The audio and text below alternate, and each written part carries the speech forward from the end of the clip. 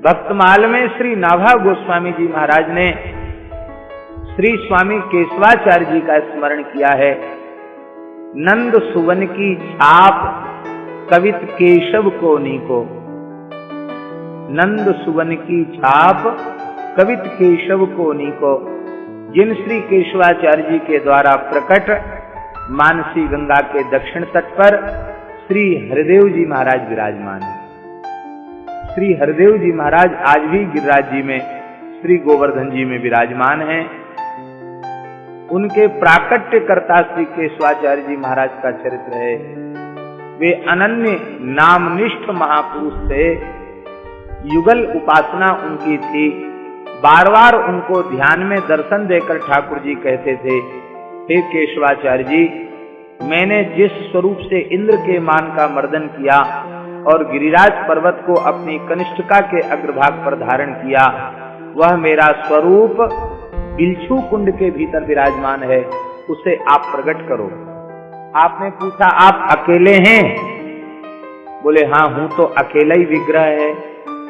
आप ऐसे युगल उपासक थे केशवाचार्य जी महाराज। उन्होंने कहा, तो आप वहीं पौड़े रहो। क्यों?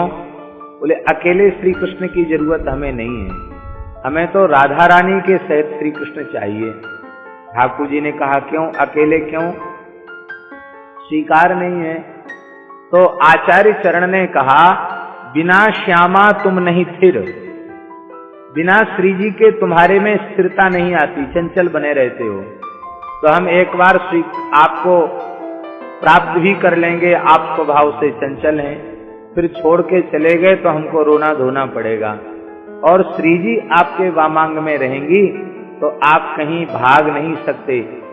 श्री राधा रानी के नीलांबर से आपकी पीतांबर की गांठ बंधी रहेगी तो आप कहीं जा नहीं पाएंगे। उस प्रेम की ग्रंथि को छोड़कर आप कहीं जा नहीं पाएंगे। तब श्री ठाकुर जी ने एक रहस्य उजागर किया, का हे केशवाचार्य जी महाराज, जब हमने गिरिराज गोवर्धन पर्वत धारण किया उस समय वात्सल्य रस की उपासना के मूर्तिमंत स्वरूप आचार्य श्री नंद बाबा और यशोदा मैया अत्यंत व्याकुल हो गए। मेरो छोटो सो लाला 7 वर्ष की या की उम्र और इसे एक बड़ो गिरिराज याने धारण कर राख्यो है। कहूं लाला की कलाई न मुरक जाए, कहीं लालाए कछु कष्ट न है जाए। वह समय श्री नंदराय जी ने अपने कुल पुरोहित श्री शांडिल्य जी के चरणन में प्रणाम कियो। बोले, हे पुरोहित जी, ऐसो कोई आशीर्वाद दे दो, अनुष्ठान कराए दो, मंत्र जप करवाए दो ब्राह्मणन सो, जो हमारे बालकृष्ण में बल की कमी नहीं पड़े। शांडिल्य जी तो अवसर की प्रतीक्षा में थे। उन्होंने कहा, एक ही उपाय है। वो उपाय ये है कि वृषभानुनंदनी श्री राधा रानी वे दिव्य सिंहासन पर विराजमान हो जाएं, आपके लाला के सन्मुख एक दिव्य रत्न सिंहासन पर विराजमान हो जाएं, अष्ट सहचरियों के सहित, और आपको लाला श्री जी का दर्शन करता रहे, राधा रानी का दर्शन करता रहे।